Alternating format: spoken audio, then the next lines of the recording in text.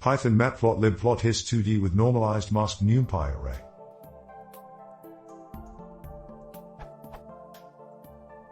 I want to plot 2D histogram using matplotlib.pyplot.hist2d. As input I have masked numpy.ma arrays. That as such works fine like this.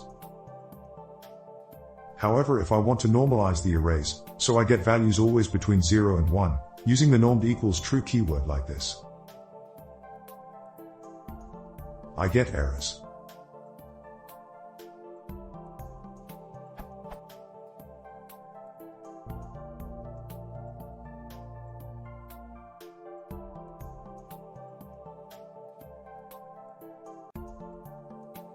Any idea how I can get round this and still get a normalized 2D histogram?